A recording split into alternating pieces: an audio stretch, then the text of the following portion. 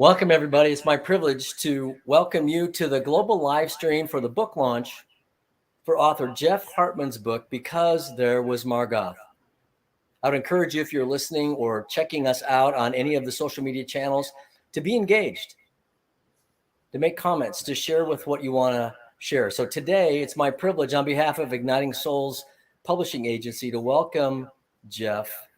Jeff, tell us about yourself and what brought you to this point. Hi, Jimmy. Thank you for having me today. Appreciate that. Up until about 3 years ago, I was a technology entrepreneur. I had a computer consulting company, decided that I was ready to sell my half of the company to my business partner and move on to the next phase of my life. I was sitting on the board of directors of an organization called the CareLink Foundation. My best friend was the president and the founder of CareLink. His name was Dr. Timothy Wall. Tim went out for a jog one day, went out for a run, had a heart attack and died and never came home. I was on the board of directors, and so I was getting ready to retire at exactly that time. And I think it was kind of a God wink, we make plans and God laughs, right? So Tim passed away. I was on the board. I'm ready to sell my business. And it became pretty logical that I would be the guy who would take over at the helm for the CareLink Foundation. So I became the president of the CareLink Foundation. We do microfinance lending to people in developing worlds, help them start a life for themselves with a business. And that's how I got involved in microfinance, and then decided that the work we were doing and the people we were helping really had a story to tell. And I wanted to help them tell that story. So I decided to write the book, Because There Was Margoth. So my question to you is, as a business owner and someone who's had this opportunity, even born out of tragedy, but the opportunity for you to step in, what caused you to actually want to put it into writing? So I think that these people that we help, Jimmy, really have a story that's worth telling. These are incredible, incredible people. They are living in extreme poverty, extreme hardship. They're facing things in their daily life that we can hardly imagine. Some of these families live on $1.90 a day, if you can imagine that. So they have extreme poverty, they have corruption, they have gangs, crime, violence. They're living in extremely difficult conditions, and they are able to rise above it because of their faith, because of their grit, their determination, their perseverance. They take this microfinance loan, they open a business, they do something with it, and they're just miraculous, incredible people. And that is a story that needed to be told. They don't have a voice, they don't have a platform, they don't have resources, they don't have social media, but I do. I have all those things. And so I can tell their story for them and bring life to what they're going through and draw attention to what they're going through. And so that's what I decided to do with this book. I wanted to tell their story, but there was another reason also, Jimmy, that I wanted to do this. And that is that I think everyone is looking for some way to serve. I think most people are looking for some way to have a purpose in life, to find their faith or find their purpose or find their calling. And I'm hoping to inspire readers to do that. I hope they can read this book, and perhaps it will ignite a spark within them to go and do something with respect to service or with respect to putting their faith into action. So that was kind of the secondary reason that I wrote this book. Very good. For those of you who are joining us today, Mark has agreed to to give a copy of the book away to the most engaged person. So feel free to drop in a comment or a chat or anything you want to say or share with everybody. It would be great. And at the end of our broadcast today, we'll identify who that winner is and get a copy sent out to you. Mark, I wanted to share Jeff, I wanted to share something with you that caught my attention. And it's something that doesn't happen very often, but I will tell you, as I shared with you the other day, the opening statement in the prologue to your book is the kind of statement that for me was a tremendous engaging invite. And I'm going to share it with everybody because the statement is really straightforward. It says this: there are moments in our lives when a witnessed good deed monopolizes the mind of the observer. If you think about just that statement, it goes on to then share the story and talk about the impact and the effect that one thing happens. But if I'm thinking about that, what that does for me as a reader is invite me to jump in, not just say, let's see what this is all about, but invite me to jump in, because that whole idea, if I observe something, it monopolizes my thinking, my way of life, the things that become important to me. That is a tremendous gift. And so in the process of being an author, my question to you is, if we look at the story and the importance, did you ever have it in your heart to say, I want to be an author someday? You know, I never really did, Jimmy. It never occurred to me that I want to do that. I think, I think that you start to begin to experience things in life that you start to understand are really, really important things, right? I think during the first half of my life, I was involved in doing what most people are doing, right? You're trying to establish yourself. You're trying to get a career. You're trying to make money and create wealth or whatever you're doing. And then you stop doing that and you start doing things that you think are actually really important stuff. And, when I began to do the work that I do in terms of helping to empower people, really, that's what we're doing with these loans. We're giving them hope and we're empowering them and we're seeing how their lives are changed. When you watch that happen every day, you really begin to understand what's important in life. And for me, I don't know, maybe it's, maybe I'm actually getting a little bit wiser in my, in my older years, but you start to experience things and you say to yourself, okay, this is really what's kind of important. And maybe someone would want to hear about this, right? Maybe someone would want to hear Margoth's story. And I'm going to write that story because it's an important story. It needs to be heard. So did I ever imagine myself becoming an author? Absolutely not. I think there's maybe a switch that happens where you go, this is important stuff and it needs to be told. It needs to be documented. And as I began to become moved really by these incredible stories, I realized that it was important to begin to document what I was seeing and that maybe someone else could benefit, right, by finding their own personal calling, by having their faith reignited, or by finding their purpose. And so I'm hoping that I can do that with this book. Yeah, very good. There's some of your friends. Jeff Mox says such a great read.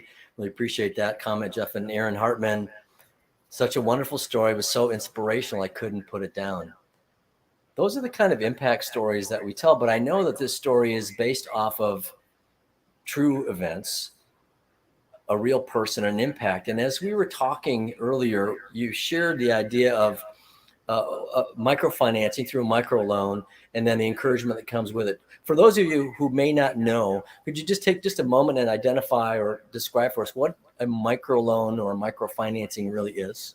Yeah, I'd be happy to, Jimmy. So we go into communities that are impacted by poverty in really, really difficult places, and we find individuals that are hardworking, determined, industrious people who perhaps have a vision of being an entrepreneur. And they might have a specific skill set. They might have a specific set of technical skills that they know how to do, but they lack opportunity. These are really good, decent people who they lost the geography lottery, right? So they were born in a place where there are no resources, no funds, no opportunities. And so we go in and we provide the opportunity. That's all we do. We provide the loan, we provide some business training, we provide some coaching, some encouragement, some fellowship. We bring our faith to the table as well. And we provide these folks with a small business loan. It might be anywhere from $500 to a few $1,000s.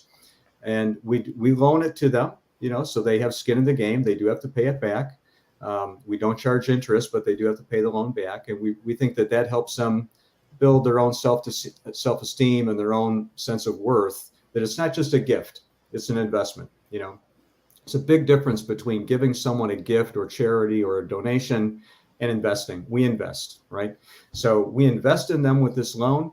It empowers them. It causes them to believe in themselves, perhaps for the first time in their lives, right? If I can cause you to believe in yourself and what you're doing, I can change the world with you, right? So they believe in themselves. They have hope for the first time.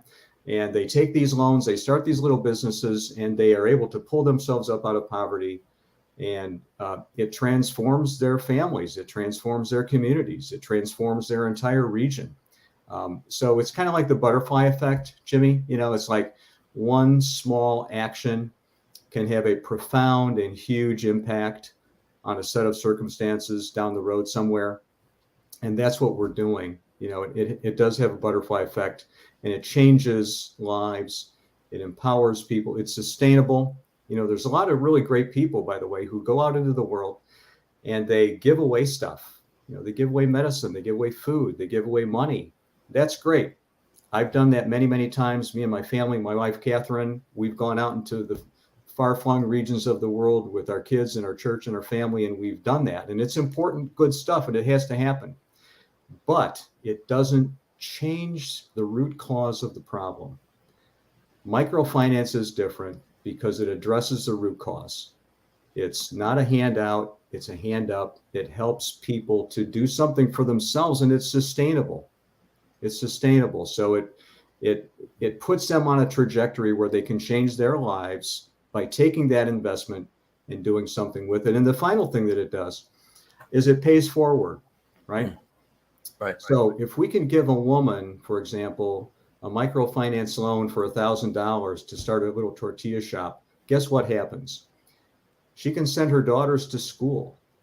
You know, that now her daughter goes to high school. Her daughter goes to college. Her daughter can become a nurse. Her daughter or her son, they have a shot. They actually have a shot, you know, at a good life. So it pays forward. And one little thing we do today can have a dramatic impact over the long run for generations to come, right? So it's empowering, it's sustainable, and it pays forward. That's why microfinance works, and that was a story that was worth telling. Absolutely. You're getting some great love on Facebook, by the way. Allie's CP, such an inspirational story. Matthew Ware, Caroling Foundation, and Jeff do great work in Honduras. Nancy Cassell, wonderful, thought-provoking. Jeff Hartman talking about that somebody passing that along. Norma Wall, looking forward to reading this book. Julie Spockman Larson just finished reading. I didn't want to stop. It was very inspiring. The whole idea, I mean, it's almost this little formula that sometimes people think if I'm going to give, whether it's of my resources or my service or whatever, sometimes I will give something, like in one case, I'll give you some money. And if I give you some money, I can say to myself, okay, I've done something. But you put the formula together with encouragement. And for me, I think that tells so much about, again, carrying it out and having an impact on the community and touching multiple organizations and the community as at whole. That continues to take the hope to a much deeper level, but also encourages others so that I can do it too. And the fun part about that. So I applaud you for that. And many people are making great comments about the idea and the story itself, those who've read it. I would also encourage, you know, as you think about it, you've shared a good overview of what you hope people will take away from this. Because the purpose of giving back, serving in the world is great. And one of the most impactful ways that people remember, people get moved, is through the element of a story, which is exactly what you've done here. Now, along your journey, you've had a little bit of encouragement yourself from, like, Mark Victor Hansen, for example, a New York Times bestselling author of Chicken Soup for the Soul. Tell us how you got connected with him and how he and others impacted you and caused you to get this book done. Yeah, absolutely. Mark is a friend. He and I have a mutual good friend that connected with Mark. So when my friend Dr. Tom Hill, who wrote one of the chapters for one of Mark's books. When Tom found out I wanted to write a book, he connected me with Mark. I had a conversation with Mark, and it was a perfect fit. Mark is an amazing guy. He's an inspirational guy. He's one of those people who knows that everybody has a book in them, right? And so he helps people like me find that book inside of us, and he really helped me to bring that to bear. So I have a huge debt of gratitude that I owe to Mark. Mark also likes to say, the more you give, the more you live, right? So he's a giver. He's a giver. And he does a lot of great work in helping people identify how they want to be a giver. I think faith is a verb. I really do. I think faith is a verb. And we all want to do something to make the world a little bit better. And Mark helps people do that. And he certainly helped me to tell my story as well. Hey, I have to give a quick shout out to Norma Wall. I know she just chimed in with a comment. Norma Wall happens to be the mother of Dr. Timothy Wall, my good friend and the founder of the Caroling Foundation. And so I just have to say hello to Norma. She's an awesome, incredible, godly woman. She raised Tim Wall the right way. He went out and did good things, great things. And Norma, I'm doing my best to keep Tim's legacy alive. And I owe a debt of gratitude to you, Norma, for raising such an incredible guy and helping us to get on our path because of the contributions that you've made. So thank you, Norma. Well, that's a tremendous honor there. And it's really true. When you think about impact and legacy, that's the one thing I also think about. My father's been gone for a number of years. And when I think about strategy I have and things I have, I'm blessed with 4 sons and one grandson. And if I'm so blessed to have other grandchildren, whether I meet them or not, I'm called to have an impact on the generation next to me, to take care of my children's children. I love the idea in this story that you're talking about really changing the narrative by transforming generations to come through this very strategy. And so I know in your heart, in this organization, you also have another organization you're part of called Thirsty Child, which has another element to it. Why don't you share with the group a little bit about that? Right. So Thirsty Child is being developed to help solve the problem in the world related to unsafe drinking water. Right. So we're just getting Thirsty Child off the ground. Millions of children wake up every morning with diseases and illnesses and suffering that is completely avoidable. And it really is a sad, terrible thing to know that for a few pennies a day, we can help these kids wake up in the morning and feel good and not have a tummy ache and be able to go to school and learn and be engaged in the classroom and be safe and healthy. And so CareLink also does water filter services to help these families. Thirsty Child is another organization that I'm starting to help draw attention to the problem and to help raise money so that we can fund efforts to solve the problem of children drinking unsafe drinking water. So we take so many things for granted in our country, Jimmy, right? And so for sure, being able to go over to the tap and pull a glass of cold fresh water is something that we obviously take for granted. Lots and lots of people in the world do not have that luxury. Doing the work that we do and writing this book has helped me to really be an extremely grateful guy and to really appreciate the little things in life, that we can sometimes look right past them, right? And fresh drinking water is one of those little daily things that is very easy to take for granted. And so CareLink and Thirsty Child are doing a lot of work in helping people to have access to something that we don't even think about in our daily lives. Thanks for mentioning that. I appreciate it. Yeah, you're welcome. And Jeff Hild says, how can someone assist Jeff with both Thirsty Child and the microfinance nonprofit? You've got one of your teammates dropped the link in there, careleaguefoundation.org, to go check that out and find out more in ways you can partner, participate, and bring not only finances, but also encouragement to those in need across the world. Absolutely. We live in a global economy, really more than we ever have. When things happen on the other side of the world, we know about it. but often we get caught up in the challenges of our own little world. And it's great for you to bring to mind the things that are bigger picture purposes that motivate people to do that. Yeah. Yeah. That's so true. We are in a global world, and, there's this notion of love your neighbor, right? It's a biblically based truth. We are called to love our neighbor. And in this age of the internet and cable news and social media, our neighbor is not just someone who lives next door anymore. Our neighbor can be someone down the street or down the road or 4,000 miles away in a developing country.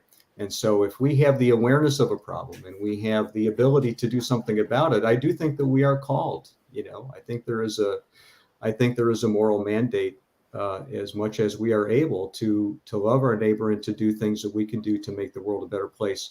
And the other thing I would say about that is that, when we serve, when you find something that you are passionate about and that you want to do to help other people, something really supernatural occurs. And what occurs is that you get more back. You get far more back than you give.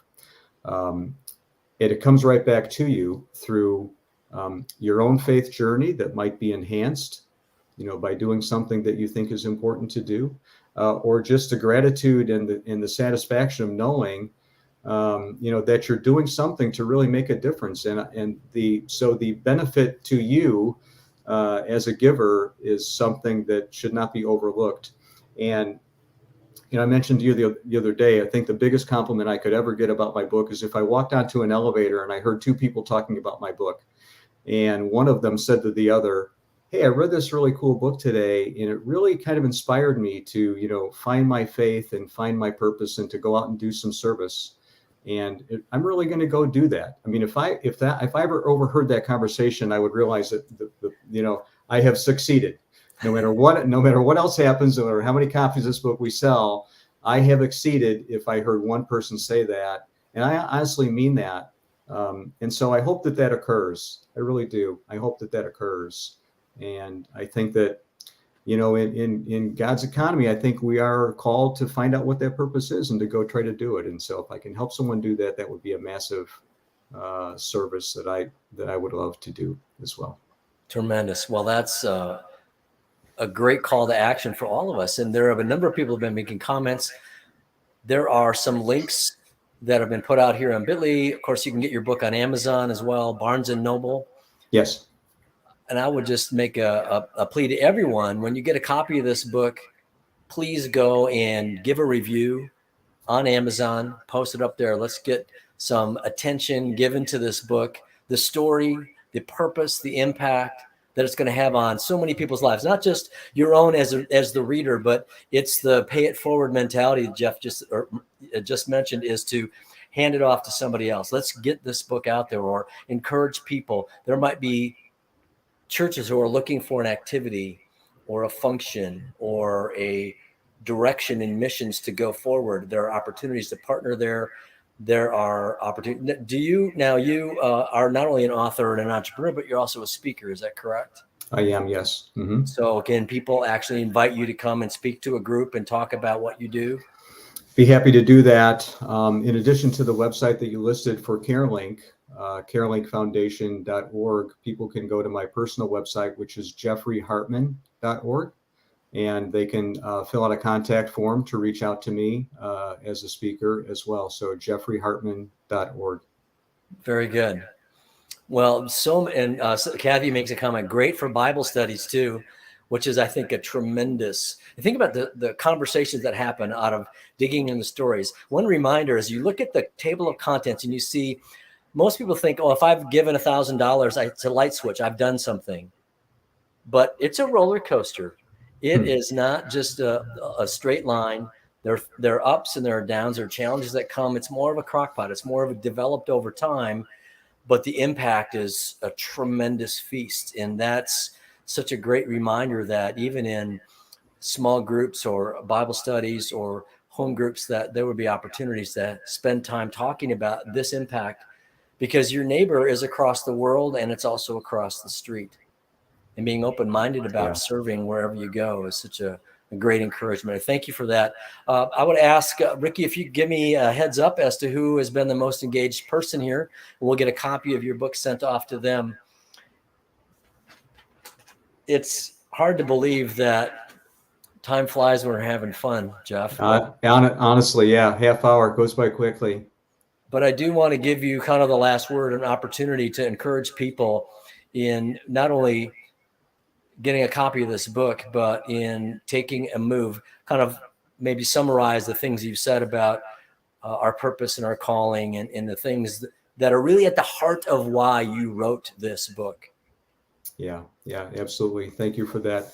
I think it really is about what the reader wants to get out of life, right? I've heard someone say that there are the two primary purposes that someone buys and reads a book are to figure out how to become happy or to figure out what their calling and what their purpose is in life. I think there's a lot of truth in that. And even though one of the primary reasons for me to write this book was to tell the story of these incredible people that we help, I also had in mind the reader. And I know personally how blessed I am. I know how much I have received by giving. And it is a supernatural thing that occurs.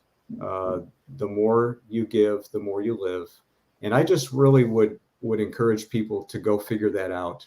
If you feel like there's something missing in your life, if you feel like there's a part of you that isn't everything it needs to be, go figure that out. If my book can help you do that, I hope it does. I don't think you can really be your best as a person unless you have figured out how you can do something to help others. I believe service and love your neighbor is literally critical to the future of our civilization. I honestly believe that, Jimmy. You look around at what's going on in the world, we need to love each other. We need to love one another, and we need to do something to make the world a little better. And there are so many opportunities to do that, whether it's your local soup kitchen or going halfway across the world and helping people in some far-flung region. Figure out what that is and go do it, and you will be amazed at what happens to your life. Very good. Very good. Thank you for that. Ricky has shared and Kathy has affirmed that Norma Wall is going to be the recipient of your book. And I think that's a tremendous. Awesome. The comments in the chat have been just overwhelmingly. Jeff Mock says that you spoke at the preschool and did an amazing job getting at the kids' level of helping. And I just want to applaud you for that. That's the beautiful thing about where we go and what we do in life, that the impact on generations sometimes starts with that youngest generation and teach them the importance of those fundamentals in life of giving back and sharing with one another. Yeah, true enough. Absolutely. Well, it's been a real pleasure to be with you here today. Congratulations on the launch of your book, Because There Was Margoth. It is a tremendous resource and an opportunity. May you be encouraged by it. Jeff, thank you so much for being here. All the best to you in the year ahead. Is life now begins in an exciting new way. And I look forward to see how you're inspired to write your very next book. All right. Thank you so much. It was a lot of fun. Thanks, everyone. Appreciate it. Bye-bye.